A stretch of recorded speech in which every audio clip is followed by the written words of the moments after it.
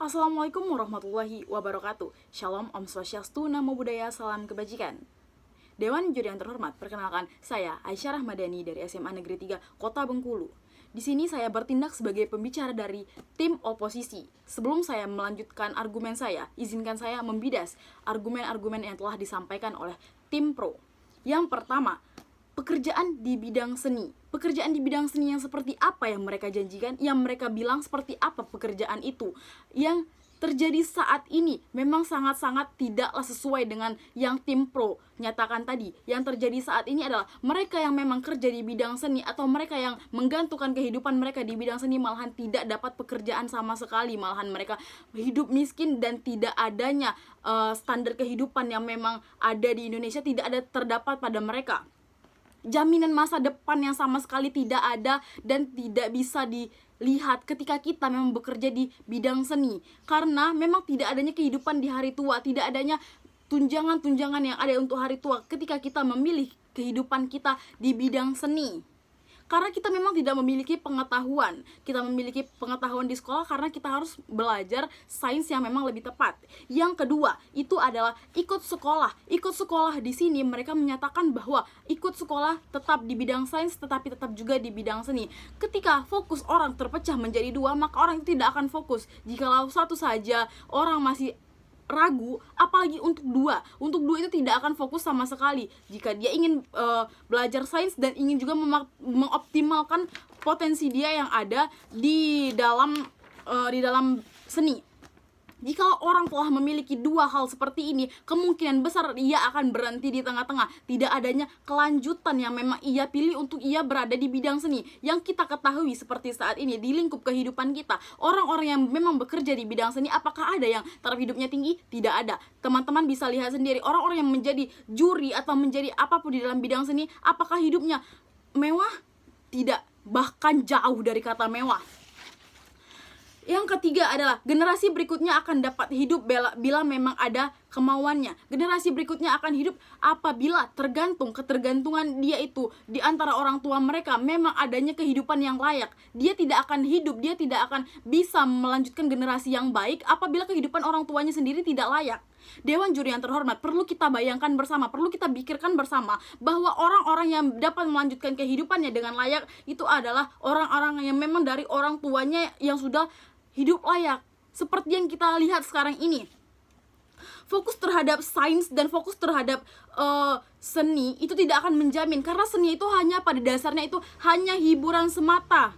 Maraknya di sini tadi tim pro menyatakan maraknya orang miskin yang berbahagia itu hanya bullshit semata, karena tidak ada orang miskin yang berbahagia. Karena kehidupan ini, khususnya kehidupan kita sebagai manusia itu hanya butuh uang. Memang tidak semua hal butuh uang, tetapi hal-hal itu untuk kita keluarkan harus butuh uang. Tidak adanya orang miskin yang berbahagia. Orang miskin yang berbahagia, sekali lagi saya tekankan, itu hanya bullshit belaka. Baiklah Dewan juri yang terhormat, masuk pada argumen saya yang pertama. Argumen saya yang pertama adalah ruang gerak dalam seni itu sangat sempit. Mengapa sempit? Dikarenakan ruang gerak dalam seni itu tidak adanya seniman yang memang terkenal. Jika ingin terkenal, apakah mudah? Tidak ada seniman muda yang terkenal. Seniman-seniman yang terkenal adalah seniman yang sudah tua. Maka dari itu, jika kita tua, apakah bisa lagi kita untuk kita menjadi orang yang explore di bidang seni? Tidak tahu kita bagaimana caranya untuk terkenal. Untuk terkenal itu sendiri mempunyai waktu yang sangat-sangat lama. Tidak adanya waktu yang tepat untuk kita terkenal. Faktanya, gaji seorang seniman tidak cukup untuk hidup. Jangankan hidup, makan pun susah. Masuk argumen saya yang kedua.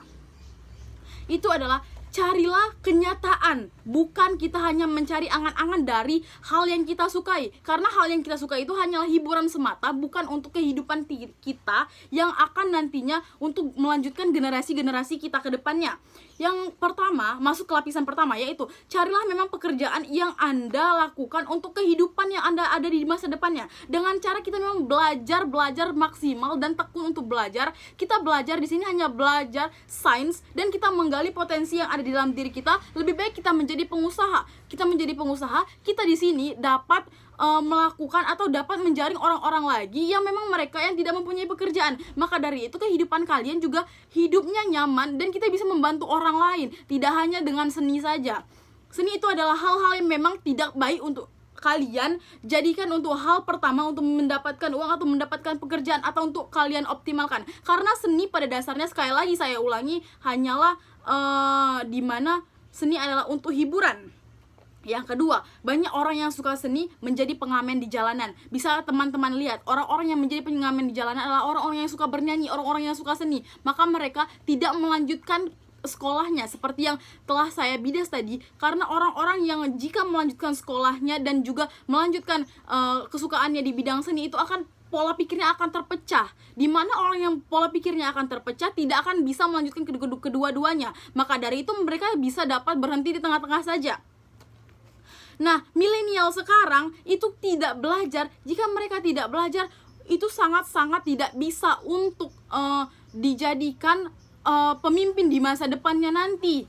Tidak akan adanya taraf hidup di masa depannya nanti. Maka dari itu, kami mengeluarkan solusi atau ide yang ada. Yang pertama, itu belajar dengan baik, lalu mengembangkan potensi yang ada di diri kita. Seperti yang saya jelaskan tadi, cara mengembangkan potensi yang ada di diri kita dengan cara kita menjadi pengusaha.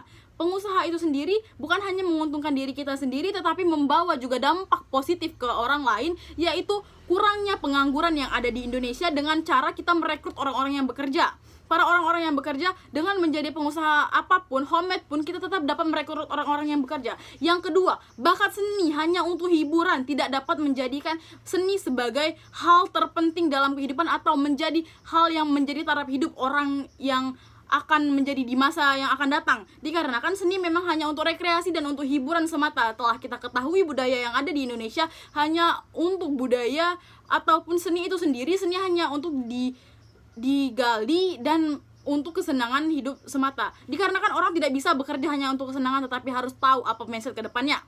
Hiduplah nyata dan bahagia tanpa bullshit sedikit pun. Maka dari itu kami sangat-sangat tidak menyetujui mosi pada siang hari ini. Dewan Juri yang terhormat, terima kasih. Wassalamualaikum warahmatullahi wabarakatuh.